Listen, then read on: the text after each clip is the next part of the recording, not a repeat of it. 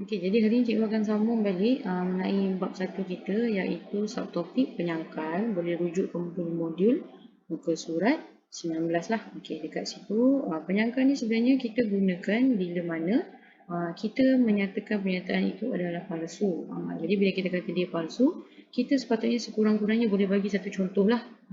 Apa contoh yang kita boleh nafikan kebenaran pernyataan tersebut. Okey, contoh yang dia bagi dekat sini, semua poligon, dia kata semua poligon mempunyai dua atau lebih berpenjuru. Okey, jadi kita kata pernyataan ini adalah palsu. Jadi dia cakap palsu. Kenapa palsu? Kerana segitiga adalah poligon tetapi dia tidak mempunyai berpenjuru. Jadi ini adalah kita punya ayat penyangkal lah.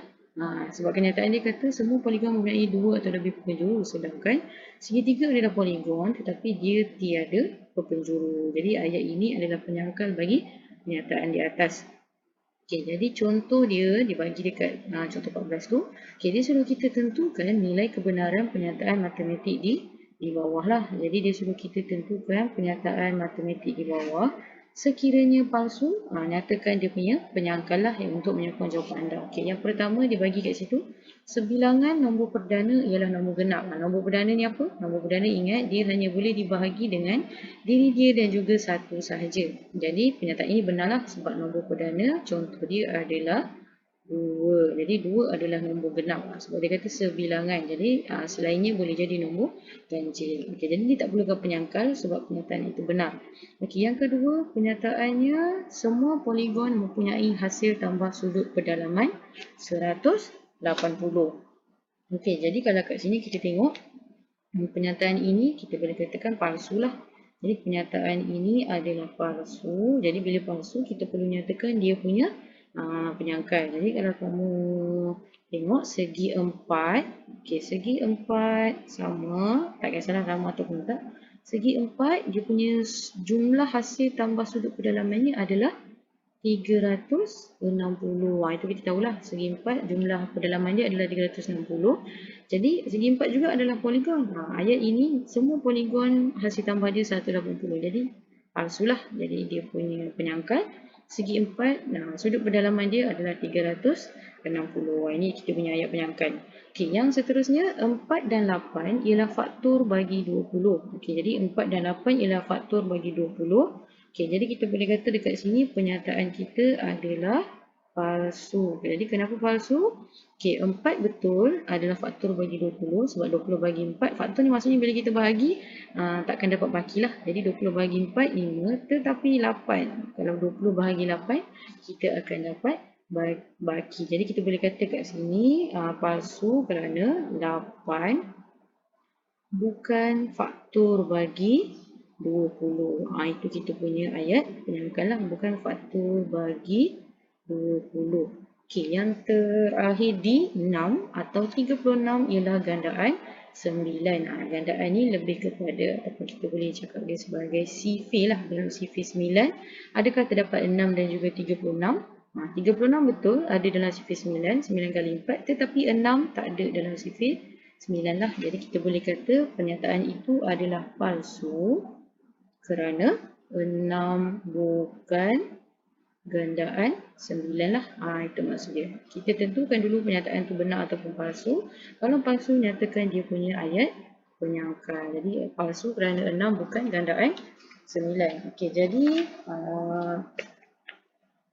contoh yang seterusnya, ini ada dalam kamu punya modul, boleh buat sama-sama lah.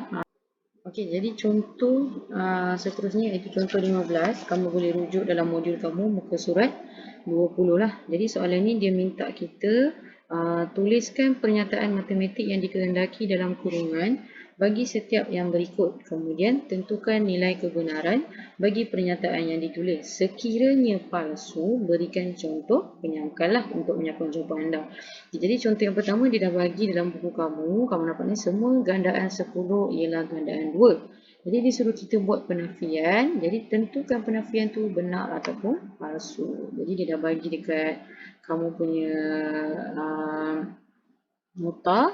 Penafian dia adalah bukan semua gandaan 10 ialah gandaan 2. Jadi kita punya ayat penafian adalah bukan, tambah perkataan bukan semua gandaan 10 ialah gandaan 2. Jadi pernyataan penafian kita sebenarnya adalah palsu. Kenapa? Kerana semua gandaan 10 boleh dibahagi tepat dengan 2. Contohnya 20, 30, 40. Dekat sifar 10 ni semuanya boleh dibahagi tepat dengan 2. Jadi sebenarnya semua gandaan 10 boleh, semua gandaan 10 adalah gandaan 2 lah. Jadi ayat penafian kita tadi adalah palsu. Penyangkalnya kenapa?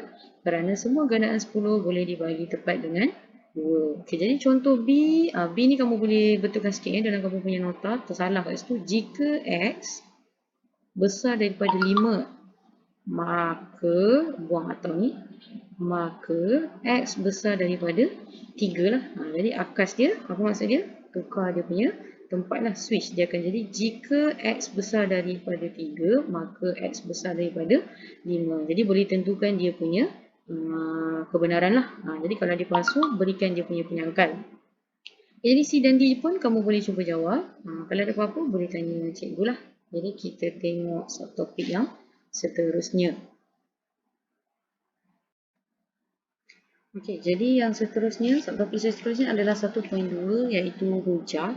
Okey, maksud hujah, proses membuat kesimpulan berdasarkan pernyataan dikenali sebagai penghujahan lah. Jadi hujah ni boleh terdiri daripada beberapa premis dan juga satu kesimpulan. Okey, jadi satu hujah ringkas biasanya terdiri daripada sekurang-kurangnya 2 premis, satu kesimpulan. Okey, premis ni sebenarnya kita boleh katakan dia adalah premis adalah satu pernyataan yang memberikan informasi sebelum satu kesimpulan dibuatlah. Jadi kesimpulan pula adalah kesudahan pendapat ataupun keputusan yang dibuatlah apabila kita dah tengok informasi yang diberi. Okey, jadi kita boleh kata kat sini pernyataan khusus, nama pun khusus, ialah pernyataan yang khas merujuk kepada sesuatu kes tertentu. Manakala pernyataan umum, umum pula ialah pernyataan yang menerangkan sesuatu konsep secara menyeluruh. Itu beza dia. Khusus maksudnya untuk satu kes tertentu.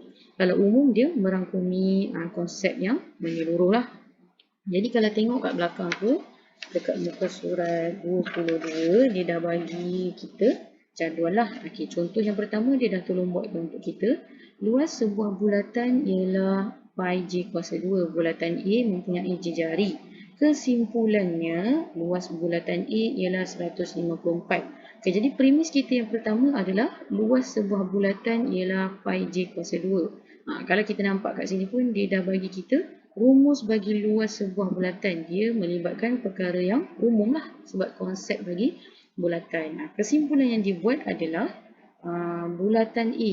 Bulatan A ialah 154 cm kuasa 2. Maksud dekat sini dia dah buat kesimpulan khususlah berdasarkan pernyataan umum. Jadi ini adalah menggunakan jenis hujah didaktif lah. Didaktif ni dia adalah kita buat kesimpulan khusus berdasarkan pernyataan umum. Contoh yang kedua dia bagi dekat sini 101, 2,001, semualah 3,001. Kesimpulannya N kuasa 0 sama dengan 1. Dengan keadaan N boleh jadi 1, 2, 3, 4. Jadi premis pertama dia sebenarnya adalah inilah.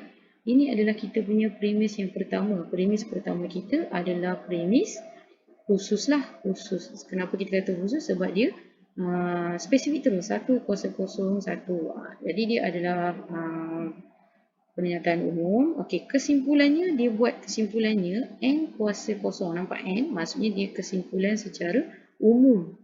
Bila dia buat kesimpulan secara umum, kita akan dapat hujah dia ni, jenis hujahnya adalah hujah. Dia berbeza dengan yang atas lah. Jadi jenis hujahnya adalah hujah induktif.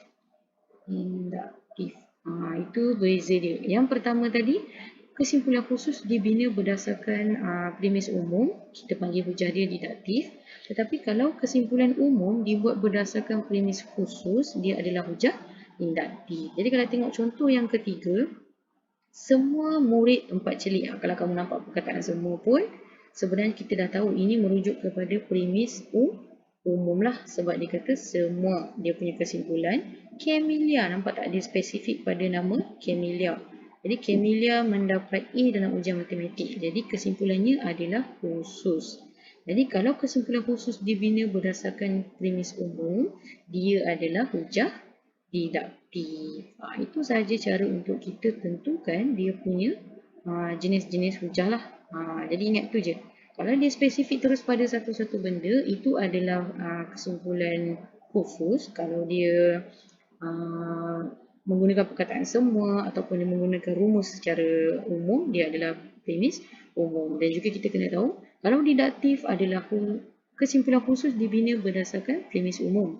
Kalau hujah induktif, dia adalah kesimpulan umum dibuat berdasarkan premis yang khusus. Okay, jadi contoh D dan E kamu boleh cuba buat. Kesimpulan ni kat sini, dia sebenarnya kita tengok balik apa yang kita dah bincang tadi lah. Kita punya dikata kat sini, hujah didaktif, nampak ni didaktif adalah proses kesimpulan khusus dibina berdasarkan premis umum. Manakala hujah induktif adalah kesimpulan umum dibina berdasarkan premis yang khusus lah. Dua benda tu kamu kena ingat. Ataupun kamu ingat macam ni je, kesimpulan khusus dia adalah apa? Konsonan, jadi dia punya Jepang pun hujahnya didaktif. Kalau kita buat kesimpulan umum berdasarkan premis khusus, dia adalah hujah induktif. Itu dia punya maksud lah. Okay, jadi seterusnya homework kamu boleh cuba buat latihan 1.2.1 muka surat 23. Muka surat 23, kalau ada apa-apa soalan boleh tanya cikgu terus lah. Okay, itu saja untuk hari ini. Terima kasih.